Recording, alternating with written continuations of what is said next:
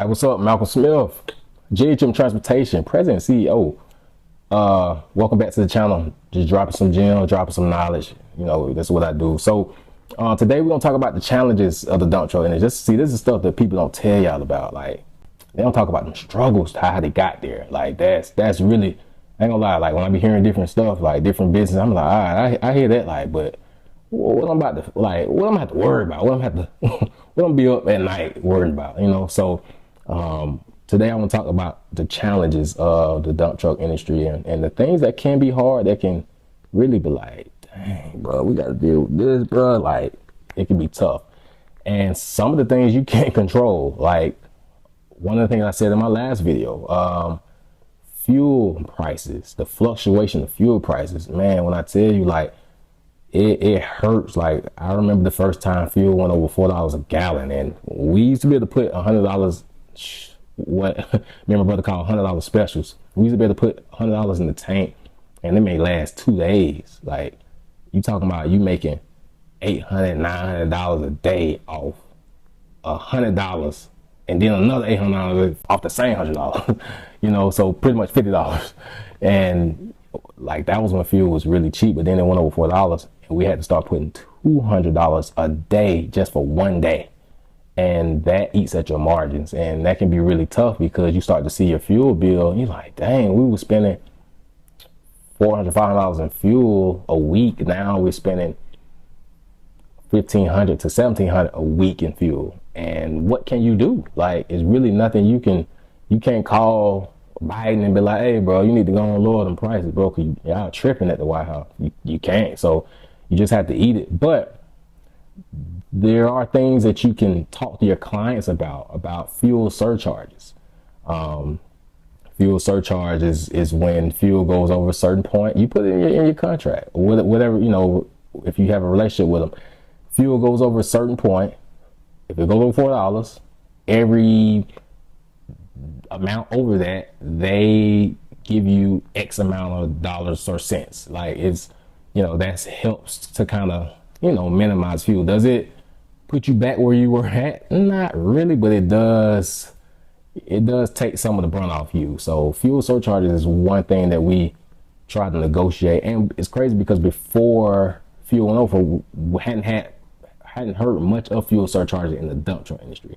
So just recently, maybe last year, maybe a little before last year, we started hearing of fuel surcharges, because why should we have to eat those margins? I mean, why should we have to eat those costs that we didn't know? You know, we were set at making this and knowing we had this, and then fuel goes up tremendously, $1, and now we're, you know, it's eating our profit. So fuel surcharges can help, but it's nothing you can do with fuel. Those are the things that kind of, they hurt when they hurt. Another one is insurance premiums. Oh my God, like, every year I've been in the industry, my insurance has gone up, and I have not had any accidents. I haven't had anything happen. It's like, I'm just supposed to be rewarded for that type of stuff, but it's nothing. I can't call Biden again and be like, hey, bro, can you talk to the insurance company? They don't care. They're going to make their money. So insurance premiums are, you know, things that we can't control. And those are some challenges, some obstacles. And you have to have insurance. That's kind of how they handicap you. So things that, you know, we do to help with that, we just shop around and try to get the best rate. And that's about all you can do is shop as many as you can. I don't care who. Don't just go with the first person you go. If Progressive come to you, hey, we got this quote, don't just go with Progressive. Shop with, you can't get State Farm insurance, but there's some out there. I don't know the names right now, but there's some others out there that you know, they'll give you a better rate. Just make sure you have everything that you need in your policy to protect you.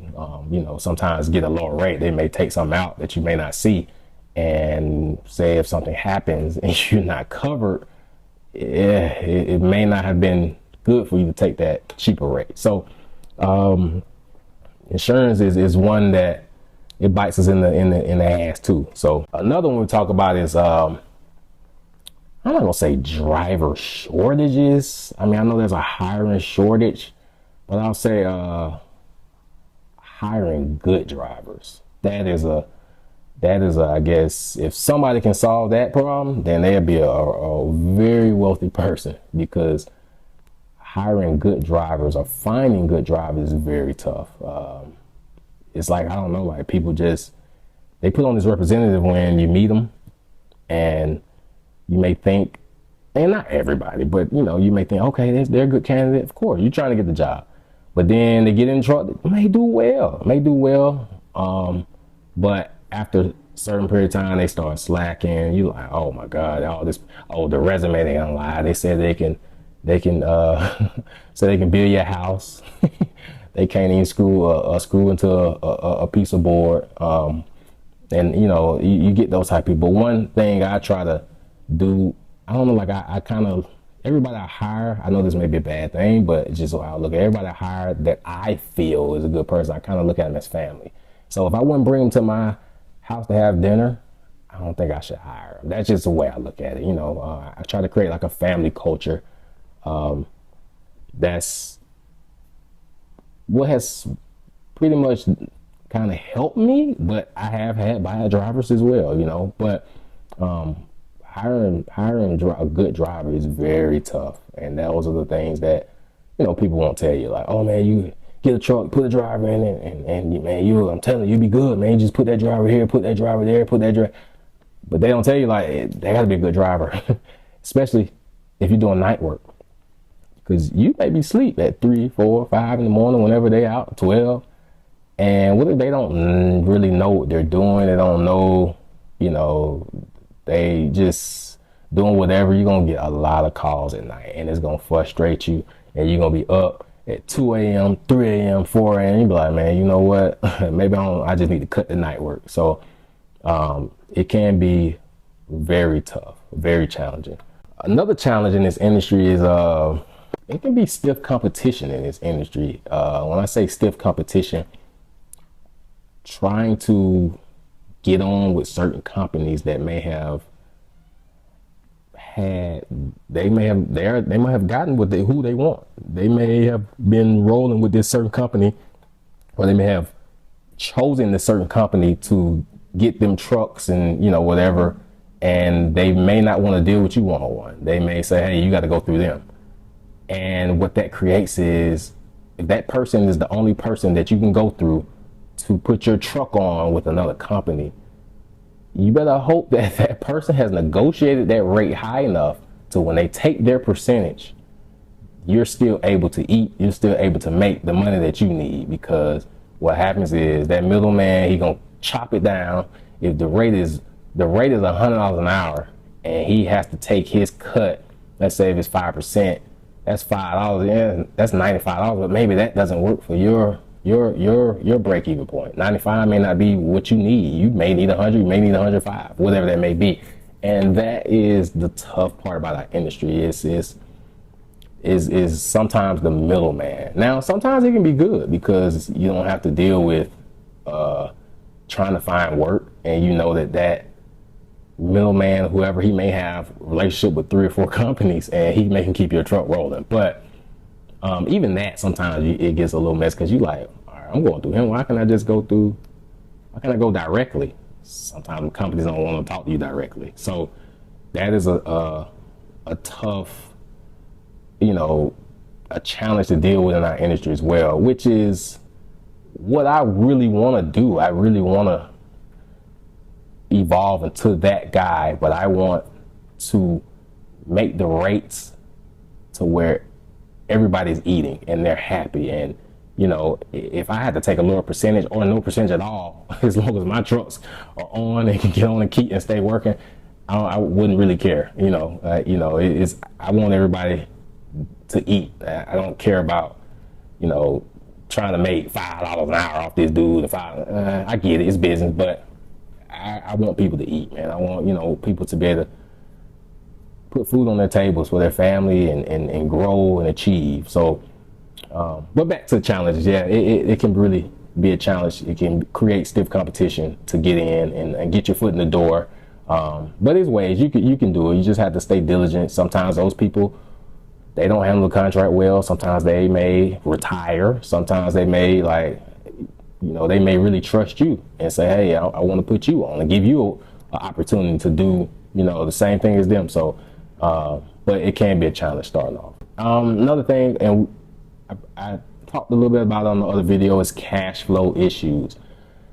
Cash flow issues can be a big problem when companies pay net 30, net 60, net 15, 15th and the 30th. Trucking period, we ain't gonna say dump truck. Trucking period is cash intensive because we're extending resources before we're paid.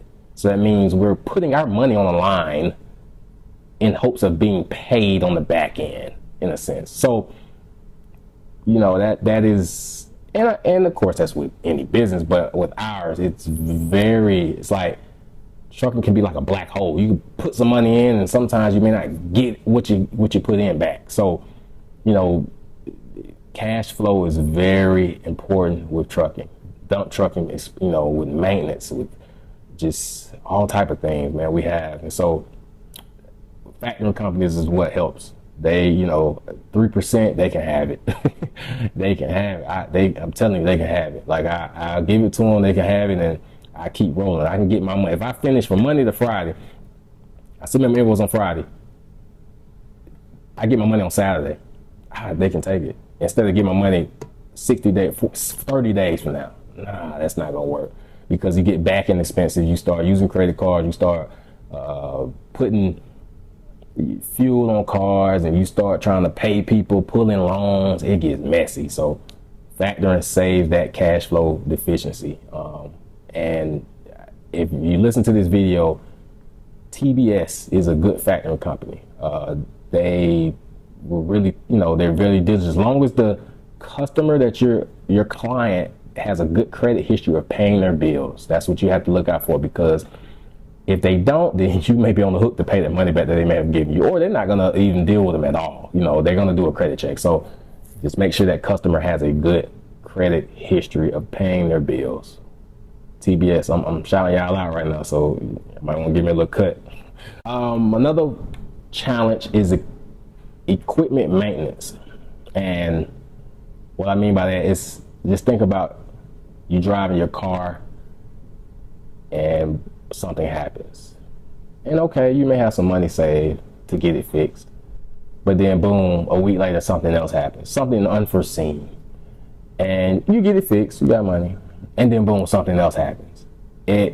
Sometimes you just get a string of bad luck. Actually, I've had a string of bad luck. It lasted for like 7 months. It was like issue after issue after issue after issue after issue, and it was nothing I did wrong, nothing my drivers did wrong, nothing. It just, things happen. And so what you have to do, you just have to really find you a good mechanic that is working with your trucks. When you start to take your trucks to so many different mechanics, you're gonna get just different things that they're not familiar. You may take your truck here for one thing and then you get it fixed. You may take your truck for here for another thing and get it fixed. And you want somebody that's familiar with your truck. Now you may have mechanics that specialize in certain things, and that's cool, but you want to have that one mechanic that you can trust that knows your truck. Like, hey, I told you that you need to get this changed about 2 weeks ago. Hey, let's go ahead and get this done. Or hey, you may want to do this in another month. Or hey, did we check those fluids this year?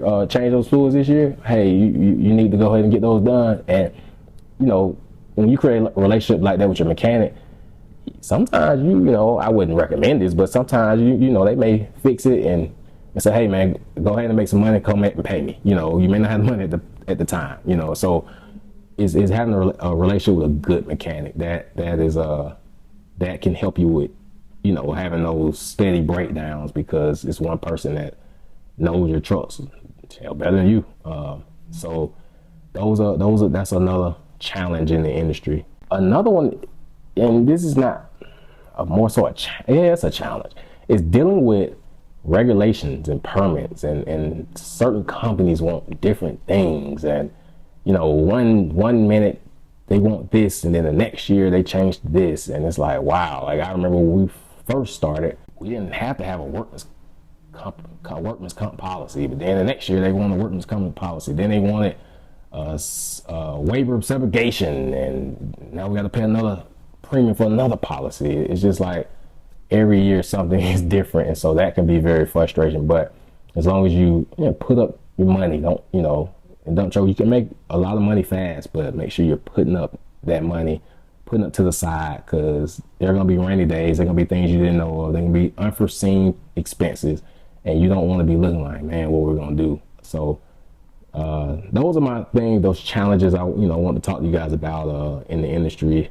It's not to scare you, just want to keep it real with you. A lot of people won't tell you. They just glorify everything and make everything glamorous, but any challenges can be overcame. And I think I pretty much dealt with almost all challenges, I think. I mean, I'm still learning, so if I see some new stuff, I'll tell y'all. But I appreciate y'all. Like, subscribe, share, do whatever you gotta do. But go like all platforms. Actually, I got a dump truck group on Facebook. It's called Dump Trucking of Atlanta. Go and join that group. It is becoming a community where we share different jobs, projects. We have drivers in there, saying they need jobs, and some of the owner operators in there, they like, hey, come interview for my company. We share industry knowledge, we share pictures, videos, and it's really becoming a community. So go and join. Is if you really want to get in the dump truck industry, already in the industry, or just like trucking period, go and join Dump Trucking of Atlanta. It's our Facebook group, and it's on LinkedIn too. So go and join.